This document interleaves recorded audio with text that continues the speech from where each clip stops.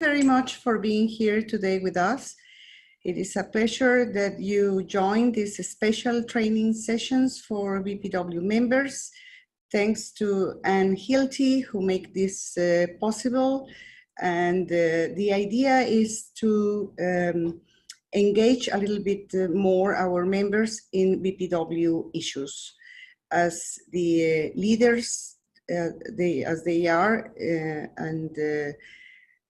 for BPW International is very important, our work at the UN.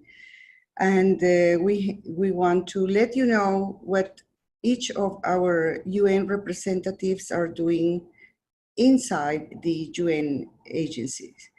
It is a pleasure for me to introduce Dr. Susan O'Malley.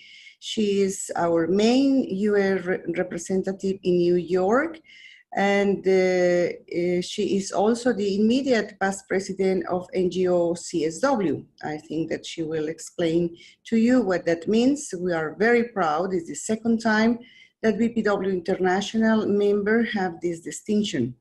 The first one, it was many, many years ago when, in fact, when the NGO CSW start. And also we will be listening Francesca Burack, a long-time UN representative in New York and actually the president of the New York Club. Also in UNESCO, we have for a long time ago, Dr. Marie-Claude Machon-Honore. She is our UNESCO representative in Paris, and we are very proud that she is the current president of NGO Liaison Committee to UNESCO.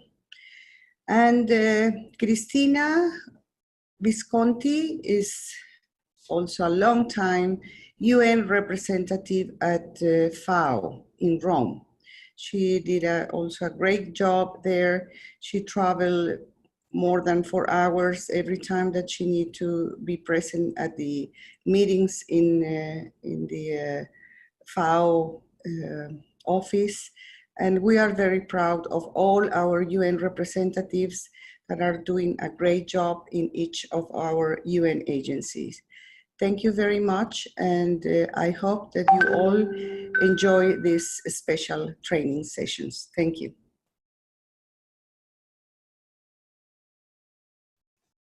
Susan O'Malley, and I'm the main UN rep for the International Federation of Business and Professional Women. Now, when you're at the UN, you must say International Federation of Business and Professional Women, because if you say BPW International, what we say to each other, they sometimes look at you strangely. So we are known as the International Federation of Business and Professional Women. That is our ECOSOC accredited name that you must use. We received our special status in 1947, which makes us one of the oldest NGOs at the UN. We also have, it's called general status. Only 141 NGOs have this general status, which makes us very special. It means that we can submit longer statements than NGOs without this status. You can Google CSO to see over the 5,000 NGOs that are accredited, and you find us in the general status group. We also have DPI status. DPI is now called the Department of Global Communications. They just changed their name. We have 8 New York UN representatives that work together for BPW. We have Francesca Burack, who has been working on trafficking, Tess Mateo, who is on the UN STEM task force doing wonderful work there, Mary Brophy, who covers the Department of Global Communications briefings, Nurman Ahmad, who covers sustainable development and migration, in particular xenophobia and climate, Helena Finn, who is our human rights expert, and Lynn Hensel-Hirsch, who has been on the executive committees of the NGO Financing for Development and the Committee on Social Development. In the future, she wants to work more with the New York City's CEDAW group, trying to get CEDAW passed in New York City. I work with the Working Group on Girls and the NGO Committee on the Status of Women New York. For the past 4 years, I've chaired NGO CSW New York and was vice chair for the previous 4 years. The UN reps meet every 2 months to talk about what we are doing and how we can be more effective. We are getting better at sharing information with each other and strategizing. And we hope to be better at submitting reports. We're getting better to everybody, particularly on our new UN website.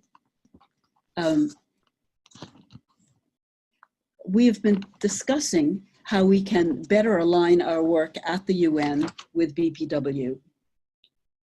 We have been working with the resolutions passed at the last Congress in Cairo and are interested in how we might help BPW International projects on the ground with expertise at the UN and networking with other NGOs that are doing similar work.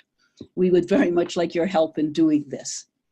When Eva Richter, the former main UN rep, an academic colleague of mine retired, she told me that she was joining BPW International. I told her that that is what I wanted to do when I grew up. She signed me up immediately. To make certain of my interest, Eva invited me to lunch in the delegates' dining room with Claire Folger, who was the main UN rep for BPW at the time. I was enchanted, overwhelmed, amazed. What a wonderful woman who was an academic like myself and had organized as well as attended all of the international women's conferences. So I signed up immediately after meeting Claire Folger. My first assignment as UN rep was to UNICEF. I attended UNICEF and Working Group on Girls meetings. At a certain point, UNICEF told the Working Group on Girls that we had outgrown them and we should separate from them, although stay friends. I think another reason was that we were getting lots of money and it had to go to UNICEF instead of to us. The Working Group on Girls has successfully worked in getting the UN to pay attention to girls in their policies. WGG also has a girl advocacy program with girls from local high schools. They learn about the UN and are trained to speak on panels, write statements, and meet with UN missions to advocate the rights of girls. They also help organize the International Day of the Girl. I've been on the executive committee and edited their newsletter, Action for Girls, for many years. Again, if anyone's interested in working with girls, I would love to email you and talk about what you're doing and what we're doing. My term as chair of NGO CSW ended on July 1st. I just took a whole month vacation. It's been lovely. So I will have more time to work with BPW International and to use the many contacts I have developed with the 7 NGO CSWs, UN Women, and member states to further the work of BPW International. I think you all know that we have 7 NGO CSWs. You know, we've always had New York and Geneva and Vienna, but now we have Africa, Asia Pacific, Arab, MENA, and Latin American Caribbean. I'm very pleased at having worked during my years to get these so that we're all working together. I also want to say that Esther Heimer was the first chair of NGO CSW New York. I was honored to follow in her footsteps. In my first draft, I had to attempt to follow in her footsteps. This time I just said to follow in her footsteps. Before my time runs out, I want to speak briefly about Beijing Plus 25, which will start, or has started, with country reports on the implementation of the Beijing Platform of Action. That's the most progressive women's document that we have at the UN. So it starts with regional meetings in the fall. Then in March, CSW 64, devoted to Beijing Plus 25, that will look at what countries have accomplished and how they did it, in addition to what needs to be done. In May, there will be a meeting in Mexico City to start the Global Forum, and then a global gathering in Paris in July, with other sites around the world online. And finally, high-level meetings at the General Assembly on recommendations for the Beijing Platform for Action. UN Women has asked NGO CSW New York to work with them in organizing Beijing Plus 25. Huri Goodlekian, the new chair of NGO CSW New York, is already at work with UN Women. I have attended several of the early meetings. It is important that BPW International be involved with this. Look at UN Women's and NGO CSW New York's websites for more information. I will be organizing a study group on the Beijing Platform for Action.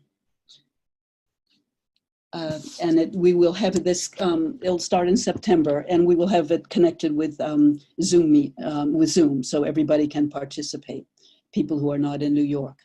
I am also working with the ECE, that is the commission or the section of the UN of Europe, North America, Eastern Europe.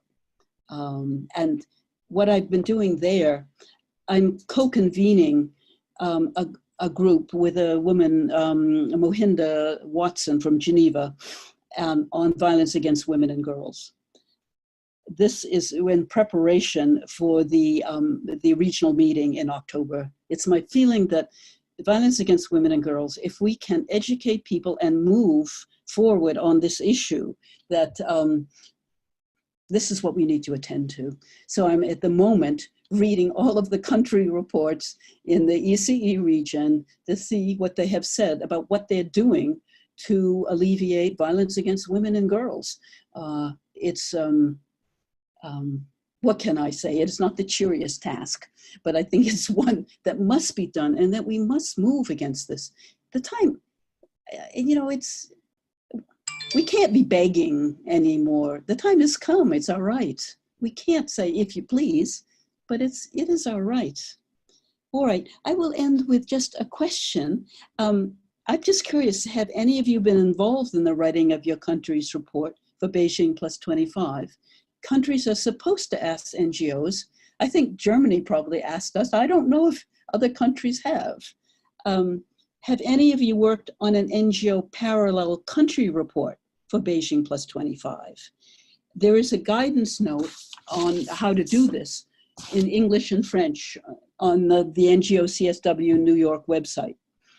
And all of these reports, country reports that we do, will be posted on the UN Women website. So if you would like to be involved, why don't you just email me, susano'malley4@gmail.com, and I can get you involved wherever you are. You know, it's our moment with Beijing Plus 2025 to move the women's rights agenda, women's empowerment forward, and we should not lose it. Thank you for listening to me. That's it. So I'm Marie-Claude Machon-Honore, and I'm the president of the International Conference of NGOs at UNESCO and the president of the NGO UNESCO Liaison Committee.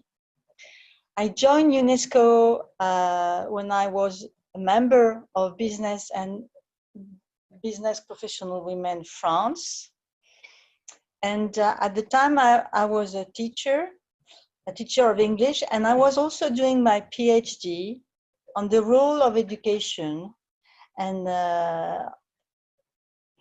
in gender development studies. At the time, I joined the group on Education for All, which was a group of NGOs working to contribute to the reflection of UNESCO on education. So it was in 28 that I joined BPW France, and it was in 2010 that I joined the group at UNESCO working on education for all. In 2012, it became mandatory to become accredited to UNESCO so as to work with NGOs at UNESCO and to be an official representative. So I asked BPW France if it was okay, and also BPW International. And the lady who was working on education at UNESCO was Hélène Plano. And she was getting old, and she used to live in Marseille in the south of France. So we got on along very well. And because I had some expertise in education, of course, being a teacher, having been a teacher all my life, I became the accredited representative to UNESCO for Business and Professional Women International. So that was in 2012.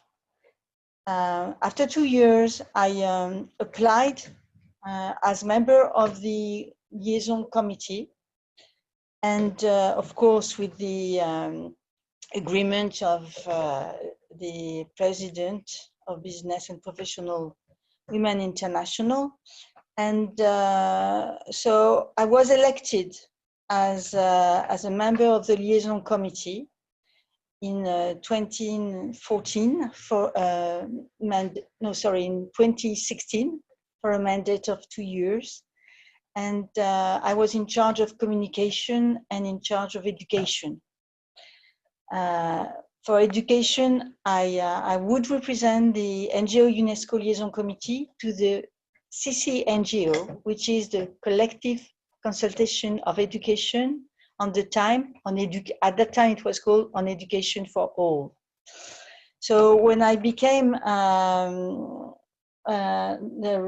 member of the Liaison Committee, which is composed of 10 members, I was invited to the global meeting of the CCNGO in Cambodia, in Siem Reap, and it was in May 2017. So I participated in the 3 days meeting.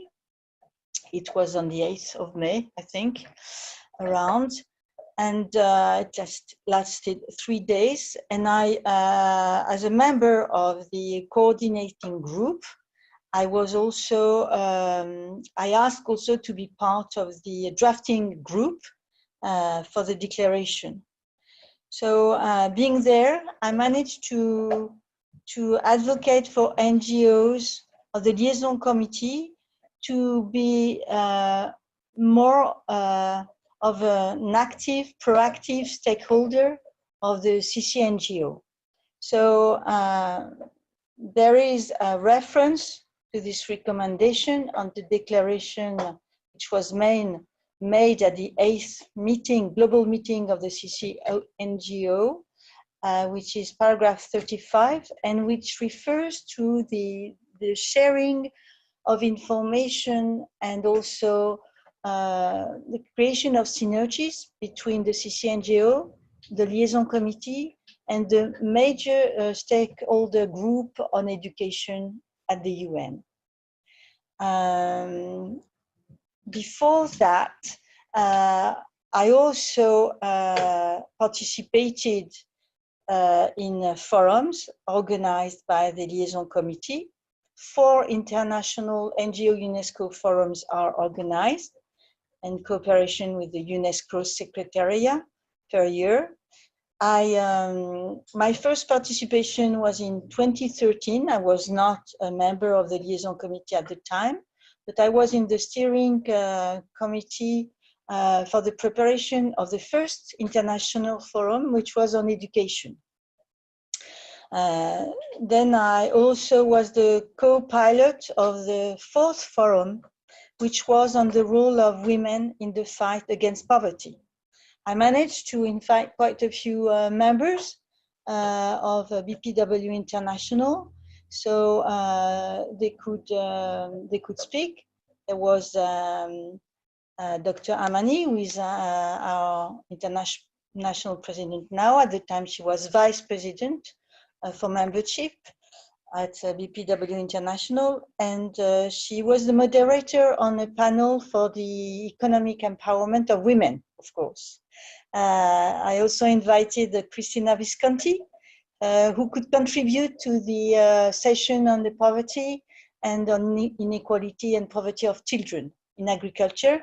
So we managed to also screen the video made by the FAO. And I've been working very tightly with Cristina since then. I also invited, of course, Arzu, who could come, and she attended, and also she could take the floor sometimes to ask questions or to make comments. And I also invited, I don't remember her name just now, but she was a member of BPW UK. She had created a radio on women, for women. And at the time she lived in London, and now she lives in Scandinavia. And at the time she was also a member of GAMAG, which is GAMAG, which is a collective group reflection set up by UNESCO on the role of the media. So she was. She could also be a moderator on a panel for the role of the media in fighting poverty, and more particularly the role of women. And I had several other members coming to participate, and a member also from BPW France could talk about the importance of the role of Chinese women in water. And this forum was a great success. There were 3,000 people who participated in the forum, and there were quite a few delegations of member states. Since then, I've been the co-pilots of other forums, like the Forum on Climate, which took place last year at the same time as Emmanuel Macron, the president, hosted a forum on financing for climate. So it was quite a success. And again, I invited quite a few members from BPW International. There was Lisha Whitmer, who is also a member of Women for Water for Partnership. And of course, she could be a speaker in the panel on education and the role of NGOs in education to sustainable development. I also was a co-pilot for the 11th Forum on Science, which took place in Moscow last November. And I also invited quite a few members, and I invited two women from BPW Nigeria. They are Yinka and Samira. I don't know if you know them, but they are part of a task force on women in STEM, which means science, technology, engineering, and mathematics, and of which I'm also a member. So they could be part of a workshop on particularly the role of women in STEM, education, and also empowerment through STEM. I was also a participant at COP21. I made quite a few presentations on behalf of NGOs, because I was part of the steering group for Action Day of NGOs at COP21. And I made also a presentation on behalf of Lisha Whitmer, who could not make it to COP does. So at a seminar organized for the Associated Schools Network of UNESCO. And as I said, it was organized by the National French Commission to UNESCO. And I was selected because I was a member. They said that I was a member of a very dynamic NGO on the role of women and also role of education. And also I was invited because I was already a member of the CCNGO, and I was myself a teacher, so it helped to to create synergies between the different activities I have. So it was a success too, and I'm still in connection with the National French Commission to UNESCO, and maybe we're going to work again, but as president of the liaison committee, but also on behalf of all NGOs, among which BPW is, of course. We are in official partnership with UNESCO. We are in a consultation status, and there are almost 400 NGOs in official partnership with UNESCO. And at the moment, it's a very critical time because the global strategy of partnership is being revised. So there was a session of the executive board at UNESCO, which is the 206th session of the executive board, which examined the recommendations of the Director General of UNESCO, who is Audrey Azoulay. And this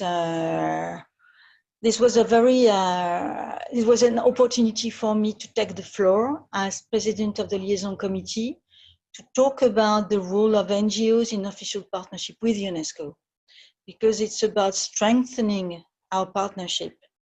And the idea is that we stay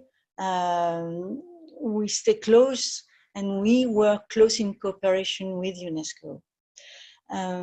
Because we have expertise on different areas, and BPW has quite a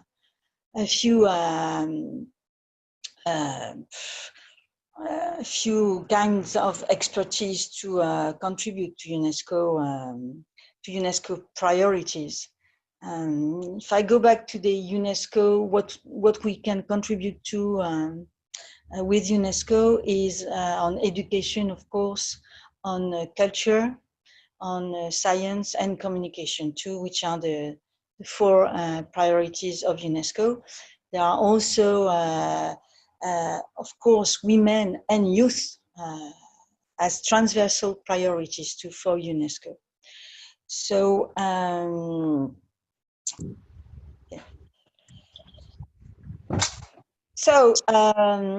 I think BPW has an important contribution to make to UNESCO.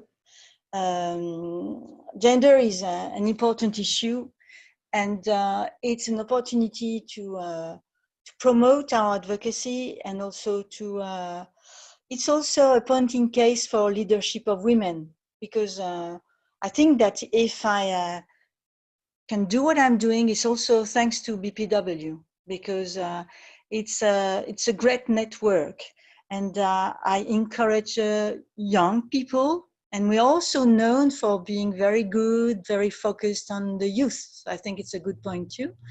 And I think also with the advent of technology, science, and we have to be there. So I thank you very much for your attention, and please do come back to me for any question. I'd be happy to help you, and I'd be happy to transmit also my knowledge. Thank you. The work and the ideas of a BPW representative at FAO. I'm Cristina Gorajski, and I belong to BPW Italy, that is FIDAPA, the club of Ancona and Riviera del Conero. I was a founder in 1988, and until now I am serving the club and the district, this Center Italy district, in different positions. Concerning FAO, Anna Rosa Colangelo was in 2007, she was in charge of the accreditation of BPW International at FAO. She was one of the vice national president. And I remember meeting her at the National Congress, And from 2009, I represent in our international federation in FAO. 2 years with her, and afterwards alone until now. We were, and we are still, among the international non-governmental organizations with consultative status in New York, and we were from that time the important observers of FAO in Rome, and in charge of preparing the conference. From that year on, we have witnessed a very important reform. FAO was founded in 1945 or 46 with 42 countries. Today, the organization always create to promote agricultural development and trade to fight hunger is still on the same channel, but today it serves more than 190 member, that say, governments, and one member organization, that is the European Community. From 2014, FAO it also for agricultural and nutrition. This last 7 years was always informed with the goal to call everybody to action with new forms of collaboration with all civil society organizations. And for many of the organizations formally recognized at FAO at different levels, the overall reform process includes reinforcement of the decentralized offices. That means that more and more partnerships between FAO and academia, parliamentarians, private sector and foundation, and international and intergovernmental platform for all stakeholders to work together to ensure food security and nutrition. The committee of the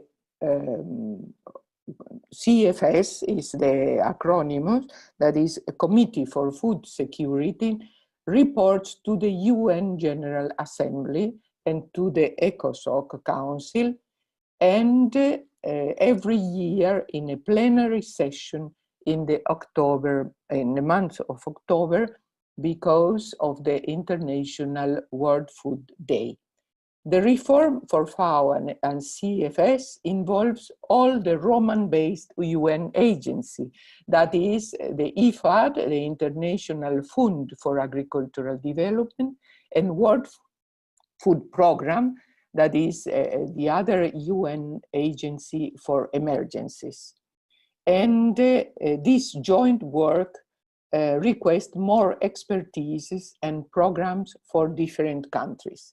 This inclusive approach on a wide range of food security and nutrition topics receive more and more contribution from the network of the civil society organizations, and there is a civil society mechanism whose role is that of facilitator, not a representative body, but a facilitator to promote cooperation and coordination between all the CSO members.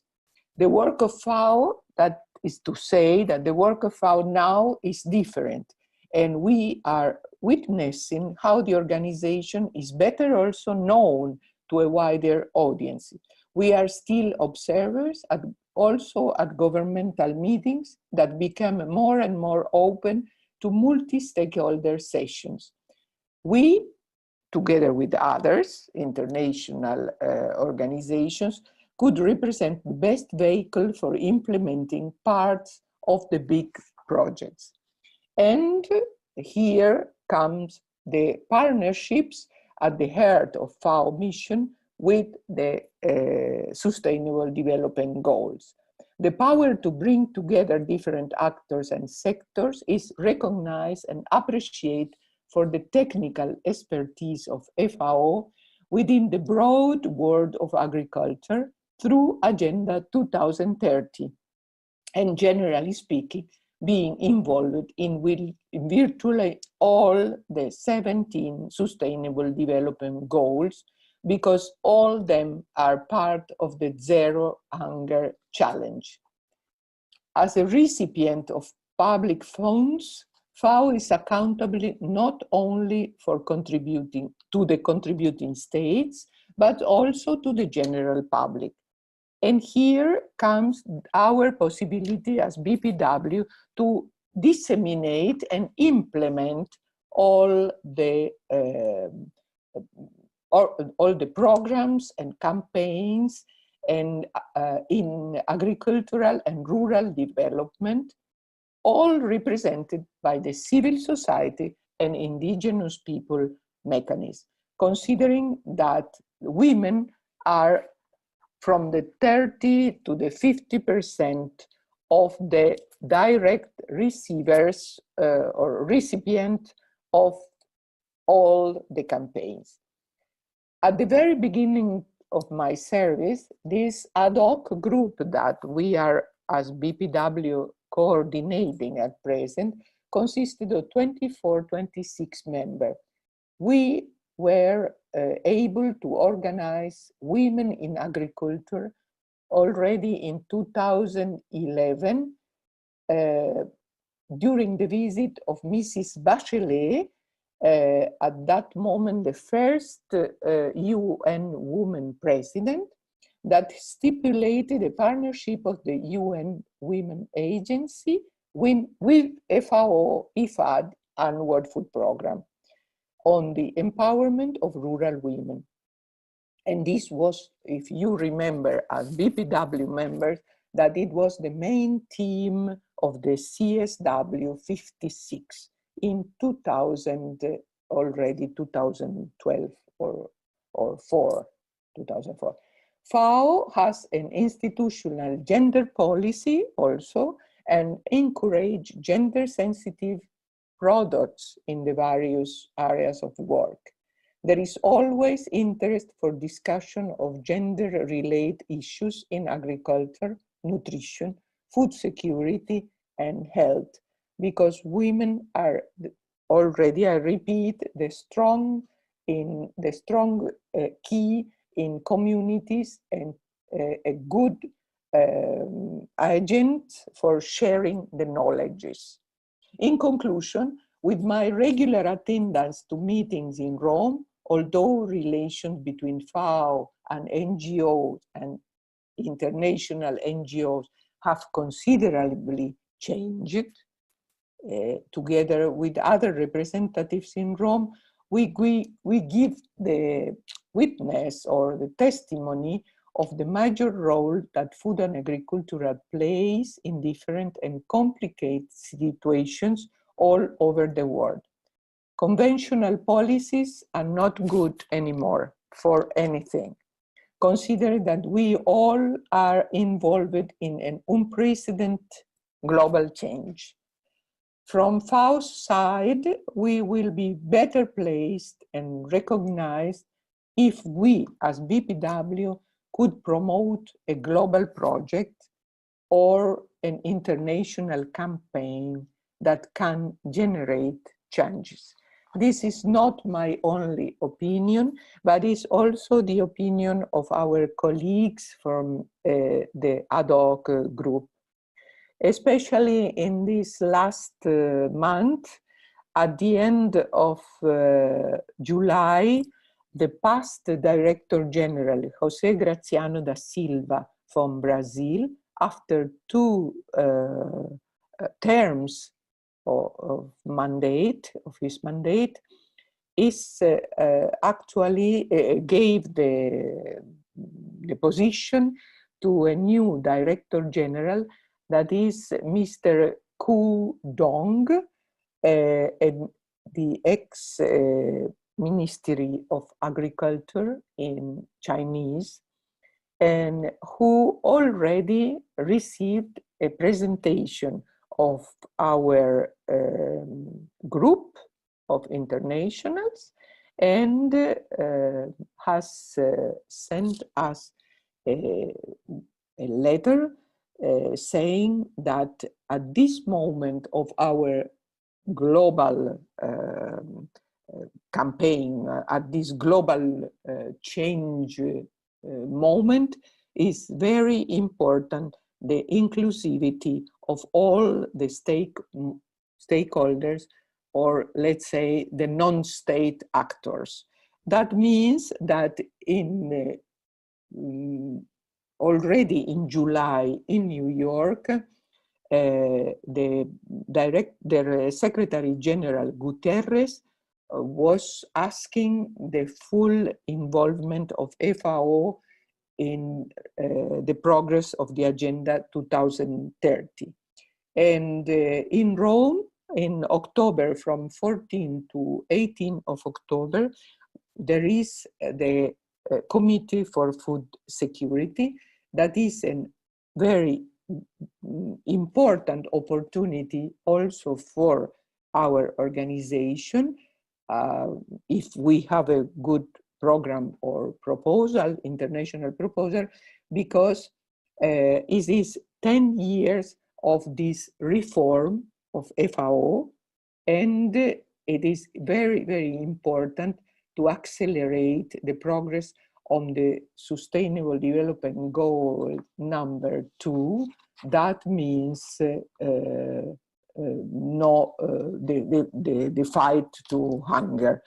And hunger is at present a very difficult issue, because production is enough, there is enough production of food, but there is the access to food that is very, very different, and especially nutrition and malnutrition are two issues that are a very complicated problem for civil society, for governments, generally speaking, for the politics to combat hunger. Imagine what that means for food in the places where there is a constant conflicts, or where the climate change is making very, very difficult moments. This is all I can say.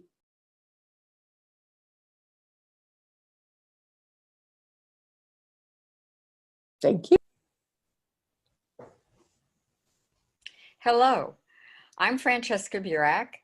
I am the president of the National Federation of Business and Professional Women, New York City, aka BPW NYC. I also represent the International Federation of Business and Professional Women, aka BPW International, at the United Nations. And so today I'm going to tell you about my participation as a United Nations representative and what I've been doing representing IFBPW. So I will be telling you about a committee that I sit on and what we do at that committee and what I do with the information once I receive that information. So I have selected the trafficking. It's called Stop Trafficking in Persons. And we meet on a monthly basis. There are a variety of campaigns that occur, such as around the holidays. We send out information about chocolate companies that you should not be buying chocolate from, and coffee companies, because they are known traffickers of young people and of laborers. So let me share this PowerPoint I put together for you, and then I'll come back once that's completed and tell you a little bit more.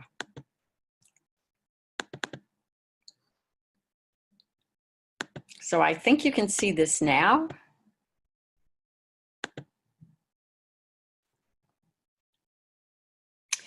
So as I mentioned, I attend the Stop Trafficking of Persons. I attend monthly meetings, and that's a specific function that I do. And then I'm also involved as a UN rep in writing statements, joining task forces, and creating educational opportunities for people, such as my local chapter, the national chapter, and I've even presented at some of the congresses on this topic of trafficking of people.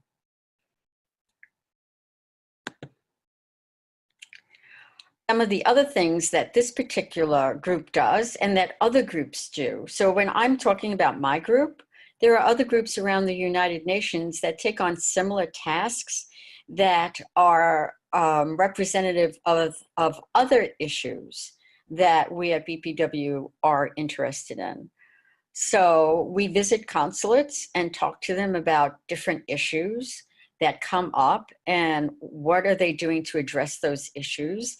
And in the trafficking committee, there is an annual trip to Thailand where people meet with government officials in Thailand itself, and they meet with support services around the country.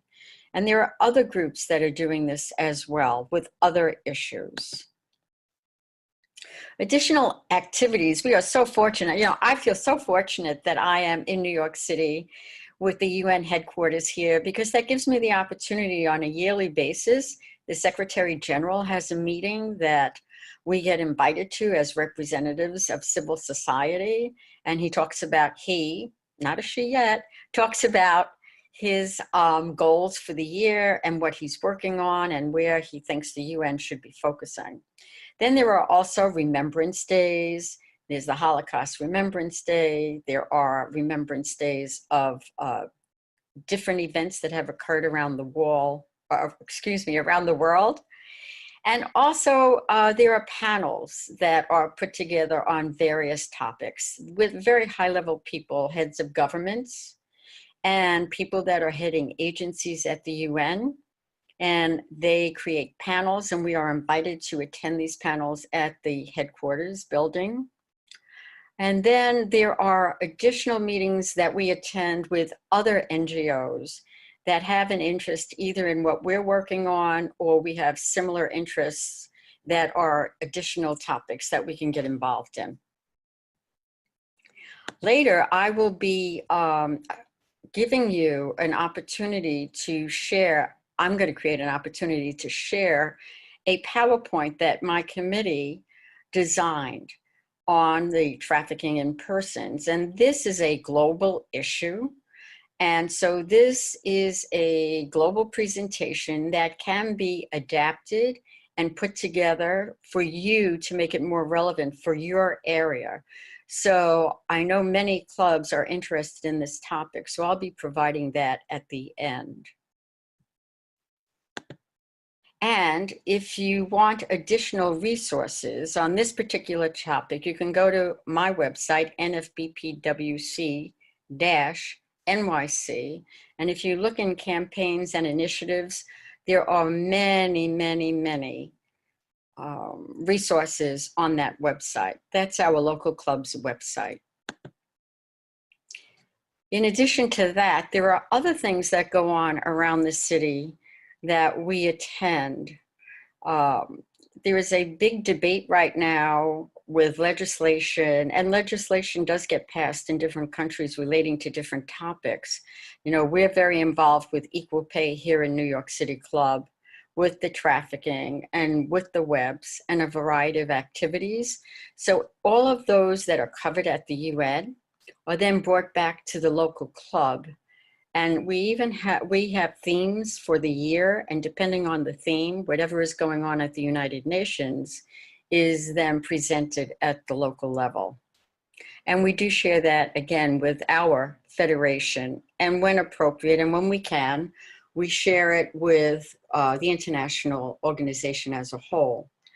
The other thing is that we as UN reps here in New York City meet and we discuss the various issues that we're covering. So each one of us sits on a different committee, and we share our activities on that committee, and we also look at what the resolutions are that come out of BPW congresses and whether or not we as a group can do something to achieve those initiatives at the UN level. So basically, that's what we are doing here in New York City as UN reps.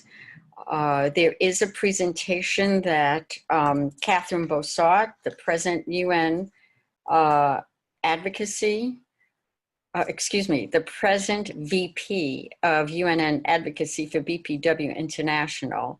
There is a PowerPoint that she has that presents the whole structure of the United Nations and how the United Nations operates, which is a very complicated place with many, many moving parts. And so it's really important as a United Nations rep to be up on all of this.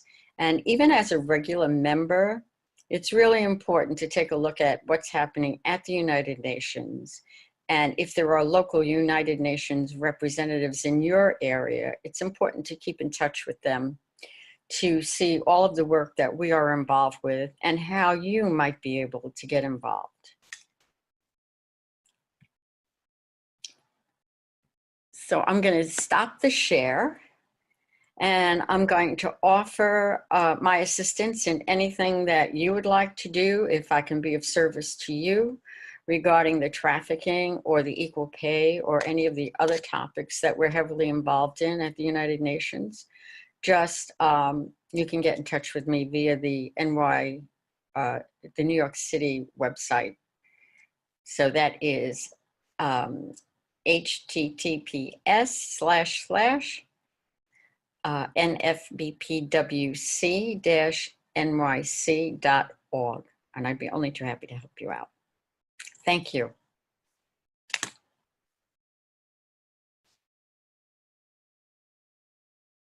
So now that we've heard from all of our 4 speakers on their UN activities, I'd just like to wrap up this session by saying, first of all, that BPW was one of the, not the founders, but supporters of the foundation of the United Nations. We've been there from the beginning and we've supported it from that start.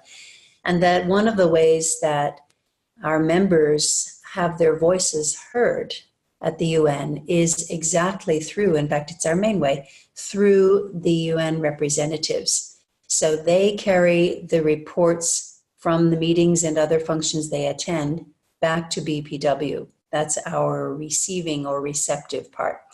And then file those reports with the vice president in charge of the UN program. Once a year, we then send a report with our recommendations based on all of these findings and all of this information from our representatives. We send that report to the UN as part of their civic engagement. And recently they've asked that they not get individual reports from organizations, but collaborative ones. And actually that's a strength. So under our previous collaborations in the Project 5.0 effort that we've had, we now collaborate with a couple of those, Zonta and a couple of other women's service organizations, and we collectively send our report with our recommendations to the UN. So that's how the reports fed to us by our representatives inform us and then reflect back to the UN in the form of recommendations when it comes to women and the status of women. And this isn't just through the UN Women Agency. This is through many agencies, as we've heard, UNESCO, FAO, many other agencies within the UN structure. So we're informing the UN in a variety of perspectives about the needs and the rights of women. And that's the power of BPW in our UN program. I think that it's also important to note the CSW, or Commission on the Status of Women, process that happens every March for 2 weeks, and that we always have at least 20 delegates, usually more. Some of those are our UN representatives, and some are other members from around the world who have applied and been accepted and come for either 1 or 2 of those weeks and participate in the process of the UN, the annual process of the UN that's focused on women's issues. So certainly BPW's voice is heard in that process as well. But throughout the year, because of our UN representatives, we are engaging with the UN to the degree possible. Thank you to all of our representatives, and thank you to all of you who are watching this webinar. See you in another webinar soon.